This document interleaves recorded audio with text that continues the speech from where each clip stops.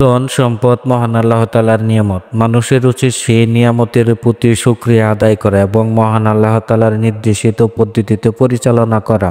আল্লাহর ঠিক করা নিয়মের বাইরে গিয়ে ধন সম্পদ থেকে উপকৃত হওয়া যায় না। যেমন অনেকে আছে ধন সম্পদ ধরে রাখার জন্য কৃপণতা করে, অথচ এটা মহান আল্লাহ তাআলার কাছে অত্যন্ত ঘৃণিত একটি কাজ। পবিত্র কোরআনে কৃপণতা ও কৃপণতার উৎসাহ দেওয়াকে মুনাফিকের কাজ বলে আখ্যা দেওয়া হয়েছে। এর সাথে রয়েছে মুনাফিক পুরুষ বা মুনাফিক নারী, একে অপরের অংশ। তারা মন্দ কাজের আদেশ দেয় আর ভালো কাজের থেকে নিষেধ করে। তারা নিজেদের হাতগুলো সংকুচিত করে রাখে। তারা আল্লাহকে ভুলে গেছে, ফলে তিনিও তাদের ছেড়ে দিয়েছেন। নিশ্চয় মুনাফিকরা হচ্ছে ফাসিক। কৃপণতা মানুষকে অন্ধ করে দেয়, ফলে তার জীবনের অজান্তে ধ্বংসের দিকে এগিয়ে যায়। কৃপণতা পরবর্তী অনেক জাতির ধ্বংসের কারণ হয়েছে। তাই রাসূল সাল্লাল্লাহু আলাইহি ওয়াসাল্লাম স্বীয় মদ্যের সেই অভ্যাস ত্যাগ করার জন্য তাগিদ দিয়েছেন। একথা রাসূল সাল্লাল্লাহু আলাইহি ওয়াসাল্লাম ভাষণ দেন এবং বলেন, তোমরা কৃপণতার ব্যাপারে সাবধান হও, কেননা তোমাদের পরবর্তীরা কৃপণতার কারণে ধ্বংস হয়েছে। অর্থলোভ তাদের কৃপণতার নির্দেশ দিয়েছে, ফলে তারা কৃপণতা করেছে। তাদের আত্মীয়তা ছিন্ন করার নির্দেশ দিয়েছে, তখন তারা তাই করেছে, এবং তাদের পাপাচারে প্রচলিত করেছে, তখন তারা তাতে লিপ্ত হয়েছে।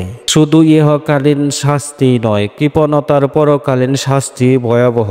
পবিত্র কোরআনে মহান আল্লাহ তাআলা নিজেই সেই শাস্তির কাঙ্ক্ষিত বিবরণ দিয়েছেন। এরশাদ হয়েছে, হে ঈমানদাররা, নিশ্চয় পণ্ডিত ও সংসার বিরাগীদের অনেক মানুষের ধন সম্পদ অন্যায়ভাবে ভক্ষণ করে, আর তারা আল্লাহর পথে বাধা দেয় এবং যারা সোনা ও রূপা পুঞ্জীভূত করে রাখে আর তা আল্লাহর রাস্তায় খরচ করে না, তুমি তাদের বেদনাদায়ক আযাবের সুসংবাদ দাও। যেদিন জাহান্নামের আগুনে তা গরম করা হবে, অতঃপর তা দ্বারা তাদের কপালে পার্শ্বে এক পিঠে সেক দেওয়া হবে।